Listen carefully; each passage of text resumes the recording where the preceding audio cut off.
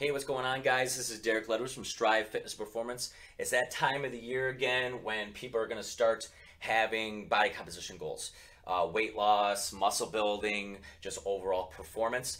All right, and today we're going to talk about what the first step is to do before you actually start thinking about creating a calorie deficit and losing weight. Okay, this needs to happen beforehand. If you do the X work right now, in a couple weeks when you're ready to start going for your goals, you'll start getting great results. All right, and that is having a food log audit. Really take advantage of this time before the diet and figure out where you're at. Okay, because as number one talks about, if you're aware, you can have change later on. If you're not aware of what's going on right now, you're not going to be able to figure out what to do the next step. All right, so awareness breeds change. Keep on having that mindset. All right, what you're going to end up doing first is you're going to log your food, what you're doing right now, what every single food that you intake for a week. Okay, you're going to do this as accurate as humanly possible, but again, you're going to log using MyFitnessPal, Macros Plus, just writing it down on a sheet of paper. What are you currently doing right now? Okay, ideally you don't make a whole lot of changes during this week. It's more about information than anything else. You're not really trying to change anything. You're trying to figure out what to change. All right, as I mentioned, okay, whether or not use a food scale or not. Again, ideally we are being as accurate as humanly possible. So you should be using a food scale at least at first. Right? A lot of times just doing that, you can sort of figure out what a portion actually is. Most people think they can eye stuff out. Most people are really, really bad at it.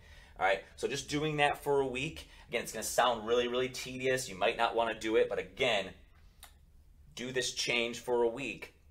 Try to be as accurate as humanly possible. So try to make sure you make a mental note on what those portions are, and then you can sort of go from that. Okay? Even if you just eyeball it at first or putting it down on paper, again, the more accurate, the better. All right? If you're eating out and you don't have a food scale, and overestimate. As I said, most people are really, really bad at estimating and eyeballing foods. So if you think that's a tablespoon, put 2. Okay, more than likely, you're really, really going to be underestimating everything. So try and overestimate where you're at. All right. Next step, you're going to be taking a weekly average of your weight as well along with this. Again, the more data of what's going on, the better.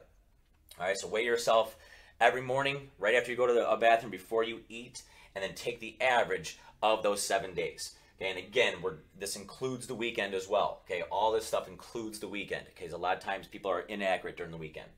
All right. The last step that we're going to end up taking is figure out how far we are from an ideal day. Now, what is an ideal day?